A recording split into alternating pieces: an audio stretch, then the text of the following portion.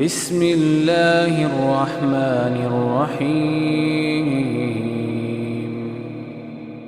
السلام علیکم ورحمۃ اللہ وبرکاتہ، نحمدہ ونصلی علی رسولہ الکریم، اما بعد فاعوذ باللہ من الشیطان الرجیم، بسم اللہ الرحمن الرحیم، رب اشرح لی صدری ویسر لی امری واحلل عقدۃ من لسانی یفقہوا قولی۔ ہماری آج کی گفتگو کا موضوع ہے اعتکاف۔ اعتکاف کا لفظ آپ کے لیے کچھ نیا لفظ نہیں۔ رمضان کا نام آتے ہی اعتکاف کا خیال بھی آتا ہے، اور خاص طور پر جب رمضان کا دوسرا عشرہ اپنے اختتام کو پہنچتا ہے تو بہت دفعہ آپ اعتکاف کا لفظ سنتے ہیں۔ اعتکاف کیا چیز ہے؟ اعتکاف کا کیا معنی ہے؟ اعتکاف عربی زبان کا لفظ ہے، عین کاف فے سے بنا ہے۔ اس کا لفظی معنی ہوتا ہے ٹھہر جانا، جم جانا، اور پھر یہ جم کر ایک جگہ رک کر عبادت کرنے کے لیے استعمال ہوتا ہے۔ اسلام کی اصطلاح میں اعتکاف اس کو کہتے ہیں کہ نیت کر کے مسجد میں رہے انسان، اور سوائے ضروری حاجات کے جو مسجد میں پوری نہ ہو سکتی ہوں مسجد سے باہر نہ جائے۔ قرآن پاک میں اللہ سبحانہ وتعالیٰ فرماتے ہیں وَأَنْتُمْ عَاكِفُونَ فِي الْمَسَاجِدِ، تو گویا یہ مسنون عبادت دراصل مسجد میں ہوتی ہے۔ اعتکاف ایک ایسی عبادت ہے جس کا بہت اجر و ثواب ہے۔ عن ابن عباس ان رسول اللہ صلی اللہ علیہ وسلم قال فی المعتکف هو يعتکف الذنوب ويجرى له من الحسنات كعامل الحسنات كلها۔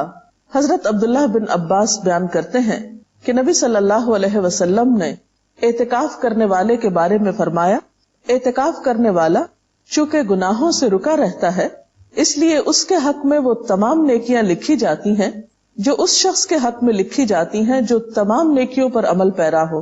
عام حالات میں ہر طرح کی نیکی کرنا ایک مشکل کام ہے، لیکن جو شخص نیکی کی نیت اور غرض سے اپنے آپ کو کچھ دن کے لیے محض نیک کام کے لیے پابند کر لیتا ہے اس شخص کو بے پناہ اجر و ثواب ملتا ہے۔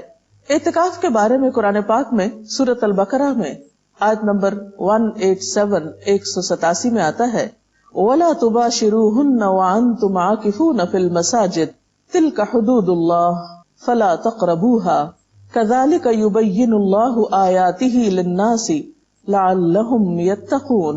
اور جب تم مسجدوں میں حالت اعتکاف میں ہو تو بیویوں سے مباشرت نہ کرو، یہ اللہ کی باندھی ہوئی حدیں ہیں، ان کے قریب نہ پھٹکنا۔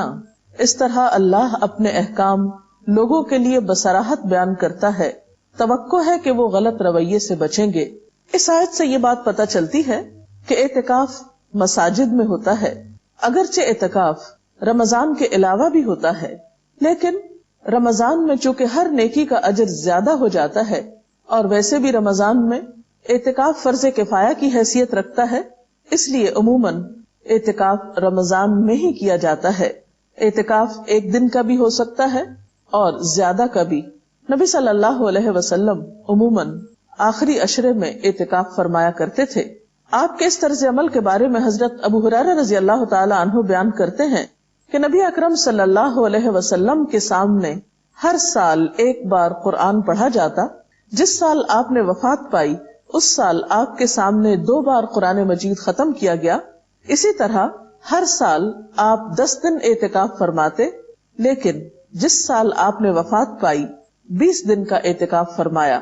حضرت عائشہ سے روایت ہے نبی صلی اللہ علیہ وسلم رمضان مبارک کا آخری عشرہ اعتکاف فرمایا کرتے تھے، یہاں تک کہ آپ نے وفات پائی۔ آپ کے بعد آپ کی ازواج مطہرات نے بھی اعتکاف کیا۔ اس سے پتہ چلتا ہے کہ یہ عبادت مردوں کے علاوہ خواتین بھی کر سکتی ہیں۔ حضرت عبداللہ بن عمر بیان کرتے ہیں کہ نبی صلی اللہ علیہ وسلم جب اعتکاف کا ارادہ فرماتے تو توبہ والے ستون کے ساتھ یا تو آپ کے لیے بستر بچھا دیا جاتا یا آپ کی چارپائی بچھا دی جاتی۔ توبہ والا ستون وہ خاص ستون ہے جس کے ساتھ کچھ لوگوں نے اپنے آپ کو باندھ لیا تھا، اس غرض سے کہ ان کی ایک کوتاہی پر جب تک اللہ تعالیٰ معاف نہیں فرمائیں گے وہ اپنے آپ کو وہاں سے الگ نہیں کریں گے۔ اس حدیث سے یہ بات بھی پتہ چلتی ہے کہ آپ صلی اللہ علیہ وسلم نے اعتکاف کی حالت میں چارپائی کا استعمال بھی کیا۔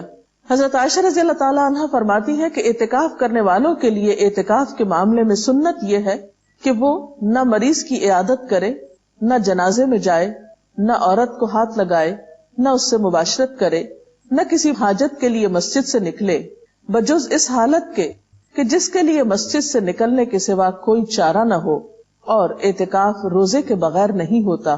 اگرچہ اعتکاف کے لیے ہر شخص اپنی مرضی کے مطابق اپنا ایک ٹائم ٹیبل بنا سکتا ہے، لیکن سہولت کے لیے یہاں پر چند ایسی باتوں کا ذکر کیا گیا ہے جو اعتکاف کرنے والوں کے لیے مفید ہو سکتی ہیں، کیونکہ کوئی بھی کام اگر پلاننگ کے ساتھ کیا جائے، اچھے طریقے سے کیا جائے، تو اس کا اجر و ثواب بھی کئی گنا بڑھ جاتا ہے اور انسان کا وقت بھی زیادہ بہتر طور پر استعمال ہوتا ہے۔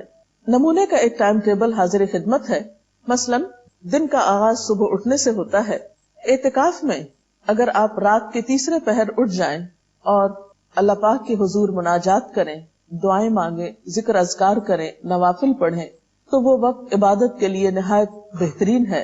حضرت ابو ہریرہ رضی اللہ تعالی عنہ سے روایت ہے کہ رسول اللہ صلی اللہ علیہ وسلم نے فرمایا، ہمارا رب جب آخر تہائی حصہ رات کا باقی رہ جاتا ہے تو آسمان دنیا پر اترتا ہے اور فرماتا ہے، کون مجھ سے دعا کرتا ہے کہ میں اس کی دعا قبول کروں؟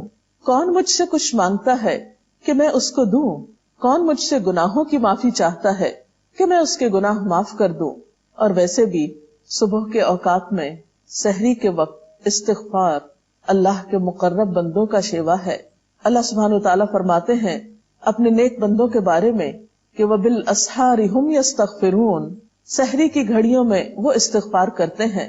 اس لیے اس وقت ذکر میں بہترین وظیفہ استغفار کا ہو سکتا ہے۔ ذکر و اذکار کے بعد سحری کے وقت آپ سحری بھی کھا سکتے ہیں۔ اعتکاف میں کھانے پینے کی کوئی ممانعت نہیں۔ حضرت انس رضی اللہ تعالی عنہ سے روایت ہے کہ رسول اللہ صلی اللہ علیہ وسلم نے فرمایا، سحری کھاؤ کیونکہ سحری کھانے میں برکت ہے۔ اس کے بعد نماز فجر کا وقت آتا ہے۔ اگر خواتین گھر میں اعتکاف کر رہی ہوں تو ان کے لیے خاص طور پر فجر کی نماز میں لمبی نماز پڑھنا زیادہ مفید ہے۔ اس کے بارے میں حضور صلی اللہ علیہ وسلم کا طریقہ ہمارے سامنے ہے۔ بخاری کی روایت ہے کہ آپ صلی اللہ علیہ وسلم صبح کی نماز سے اس وقت فارغ ہو جاتے جب ہم میں سے کوئی اپنے پاس بیٹھنے والے کو پہچان لیتا۔ آپ اس میں یعنی فجر کی نماز میں 60 آیتوں سے لے کر 100 آیتوں تک پڑھتے تھے۔ تو اس سے پتہ چلتا ہے کہ ایک تو فجر کی نماز ذرا جلدی شروع کر لینی چاہیے، یعنی وقت ہوتے ہی اندھیرے میں۔ دوسرے یہ کہ وہ تمام نمازوں سے زیادہ لمبی نماز ہونی چاہیے جس میں 60 سے 100 آیات تک پڑھی جائیں اگر زبانی یاد ہو، اور اس کے لیے ظاہر ہے کہ پھر زبانی قرآن پاک یاد کرنے کی بھی کوشش کرنی چاہیے، تبھی اس سنت پر عمل ہو سکتا ہے۔ نماز فجر کے بعد صبح شام کے مسنون اذکار پڑھے جا سکتے ہیں۔ قرآن پاک میں اللہ سبحانہ وتعالی فرماتے ہیں، یا ایھا الذین آمنوا اذکروا اللہ ذکرا کثیرا وسبحوہ بکرۃ واصیلا، اے لوگو جو ایمان لائے ہو، اللہ کو کثرت سے یاد کرو اور صبح و شام اس کی تسبیح کرتے رہو۔ نبی اکرم صلی اللہ علیہ وسلم نے بھی فرمایا کہ مجھے ایسے لوگوں کے ساتھ بیٹھنا حضرت اسماعیل علیہ السلام کی اولاد میں سے 4 غلاموں کو آزاد کرنے سے زیادہ پسند ہے جو نماز فجر سے طلوع آفتاب تک اللہ کا ذکر کرتے ہیں۔ تو اس سے پتہ چلتا ہے کہ یہ وقت ذکر کے لیے بہت بہترین ہے، اور ایسے لوگوں کے ساتھ بیٹھنے کو جو اس وقت ذکر کر رہے ہوں اللہ کے رسول صلی اللہ علیہ وسلم نے پسند فرمایا ہے۔ اور جس کی محفل میں اللہ کے رسول صلی اللہ علیہ وسلم بیٹھنا پسند کرے، پھر اس کی شان کیا ہو سکتی ہے؟ اس سے بڑھ کر اس کے لیے اعزاز کیا ہو سکتا ہے؟ ان اذکار کے علاوہ اس وقت آپ قرآن پاک کی تلاوت کر سکتے ہیں، کیونکہ قرآن پاک کی تلاوت کے لیے بھی یہ وقت بہت موزوں ہے۔ سورۃ بنی اسرائیل میں اللہ تعالیٰ فرماتے ہیں، ان قرآن الفجر کان مشہودا، بے شک صبح کا قرآن حاضر کیا جاتا ہے، یعنی اس وقت فرشتے حاضر ہوتے ہیں۔ پھر اسی طرح اگر آپ اپنے اعتکاف ہی کی جگہ پر نماز، ذکر، تلاوت کے بعد سورج طلوع ہونے کا انتظار کریں، ذکر میں مشغول رہیں حتیٰ کہ نماز اشراق کا وقت ہو جائے، تو اس کو بھی ساتھ ہی ادا کر لیں۔ حضرت انس رضی اللہ تعالی عنہ سے روایت ہے کہ رسول اللہ صلی اللہ علیہ وسلم نے فرمایا، جس آدمی نے فجر کی نماز جماعت سے پڑھی، پھر سورج طلوع ہونے تک بیٹھ کر اللہ کا ذکر کرتا رہا اور 2 رکعت نماز ادا کی، یعنی اشراق کی نماز، اسے 1 حج اور 1 عمرے کا ثواب ملے گا۔ راوی نے کہا کہ رسول اللہ صلی اللہ علیہ وسلم نے فرمایا پورے ایک حج اور ایک عمرہ کا ثواب، یعنی بہت ہی اجر و ثواب ہے اس وقت کی عبادت کا۔ اشراق کے نوافل کے بعد اگر آپ اپنے اعتکافی کی جگہ پر بیٹھ کر مزید کچھ قرآن پاک وغیرہ پڑھنا چاہیں تو ایسا بھی آپ کر سکتے ہیں، اور پھر مزید نوافل بھی پڑھ سکتے ہیں، کیونکہ حضور صلی اللہ علیہ وسلم نے فرمایا، اللہ تعالیٰ ارشاد فرماتا ہے، اے آدم کے بیٹے، دن کے شروع میں میرے لیے 4 رکعت نماز ادا کر، میں تیرے سارے کاموں کے لیے کافی ہو جاؤں گا۔ اس نماز کو شاشت کی نماز کہا جاتا ہے۔ اگر کچھ سستی یا تھکاوٹ محسوس ہو رہی ہو تو بہتر ہے کچھ دیر اب آپ آرام کر لیں۔ آپ لیٹ کر بھی ذکر اذکار کر سکتے ہیں، تھوڑی دیر کے لیے سو بھی سکتے ہیں، لیکن اگر آپ اپنی طبیعت اچھی پاتے ہوں تو بہتر ہے کہ اب آپ کچھ وقت مطالعے کے لیے نکالیں، دینی کتابوں کا مطالعہ، قرآن پاک کی تفسیر پڑھنا، اور اگر آپ پڑھ نہ سکتے ہوں تو کیسٹ لگا کر سننا، اور دینی کتب کو جو آپ کے روزمرہ کی دینی مسائل سے متعلق ہوں یا اخلاق اور کردار کو سنوارنے والی ہوں، ان کو آپ اپنے زیر مطالعہ رکھ سکتے ہیں، کیونکہ طلب العلم فریضۃ علی کل مسلم، علم کا حاصل کرنا، طلب کرنا ہر مسلمان پر فرض ہے، اور ویسے بھی علم کے سیکھنے اور سکھانے والے اللہ تعالیٰ کے محبوب بندے ہیں۔ پھر اس کے بعد ظہر کی نماز طویل ادا کریں، نوافل بھی پڑھ سکتے ہیں مزید، پھر تھوڑا سا قیلولہ آپ کر سکتے ہیں، کیونکہ اس سے آپ کو تہجد کے وقت اٹھنے میں، رات کو جاگنے میں سہولت ہو سکتی ہے۔ نماز ظہر کے بعد، قیلولہ کے بعد آپ کچھ وقت قرآن پاک کی کچھ صورتوں کو حفظ کرنے کے لیے، اور اگر آپ حافظ قرآن ہیں اللہ کے فضل سے تو اپنے دہرائی کے لیے اس وقت کو استعمال کر سکتے ہیں، کیونکہ قرآن پاک اگر دہرایا نہ جائے تو انسان کو بھول جاتا ہے۔ عصر کی نماز بھی اسی طرح خوب اچھی طرح ادا کریں، طہارت وغیرہ کا اچھا اہتمام کریں، اور عصر کی نماز کو تاخیر سے نہیں پڑھیں، کیونکہ آپ صلی اللہ علیہ وسلم نے دھوپ کے پیلا پڑنے پر عصر کی نماز پڑھنے والے کو منافق قرار دیا ہے، اور قرآن پاک میں بھی اس نماز کی حفاظت کی بہت تاکید آئی ہے۔ حافظوا علی الصلوات والصلاة الوسطى وقوموا للہ قانتین، اپنی نمازوں کی حفاظت کرو، خصوصاً درمیانی نماز کی، اور اللہ کے آگے اس طرح کھڑے ہو جاؤ جیسے فرما بردار غلام کھڑے ہوتے ہیں۔ عصر سے لے کر مغرب تک کا وقت، اس میں آپ تسبیحات کر سکتے ہیں، اور اس وقت بھی ذکر کرنا نہایت پسندیدہ ہے۔ آپ نے فرمایا، مجھے ایسے لوگوں کے ساتھ بیٹھنا حضرت اسماعیل علیہ السلام کی اولاد میں سے 4 غلاموں کو آزاد کرنے سے زیادہ پسند ہے، جو نماز عصر سے غروب آفتاب تک اللہ کا ذکر کرے۔ اس وقت بھی آپ صبح شام کی دعائیں پڑھ سکتے ہیں۔ اس کے علاوہ کچھ اور تسبیحات، مثلا سبحان اللہ و بحمدہ سبحان اللہ العظیم، استغفر اللہ ربی من کل ذنب و اتوب الیہ، اللہم صل وسلم علی نبینا محمد، لا حول ولا قوة الا باللہ العلی العظیم، لا الہ الا انت سبحانک انی کنت من الظالمین، یا حی یا قیوم برحمتک استغیث۔ یہ ذکر کے کچھ مخصوص کلمات ہیں، اپنی سہولت کے مطابق آپ جس کی چاہیں، جتنی مرتبہ چاہیں تسبیح کر سکتے ہیں۔ اس کے بعد افطار کا وقت قریب ہوگا، پھر دعائیں خوب مانگیں، کیونکہ افطاری کے وقت دعائیں قبول ہوتی ہیں۔ افطار میں کوشش کریں کہ آپ ہلکا کھانا پینا رکھیں، کیونکہ افطاری کے وقت اگر آپ بہت زیادہ کھا پی لیں تو آئندہ کی عبادت مشکل ہو جاتی ہے، کیونکہ اعتکاف میں انسان کہیں چل پھر بھی نہیں سکتا۔ اس لیے غذا کے بارے میں خاص احتیاط کی ضرورت ہے۔ ایسی غذاؤں سے بچیں کہ جن کی وجہ سے آپ کے معدے پر بوجھ ہو، آپ کی طبیعت میں سستی ہو، اور آپ یکسوئی اور شوق کے ساتھ اللہ کی عبادت نہ کر پائیں۔ نماز مغرب میں خوب دل لگا کر خشوع و خضوع کے ساتھ نماز ادا کریں۔ اس کے بعد اگر آپ چاہیں تو کھانا کھا سکتے ہیں۔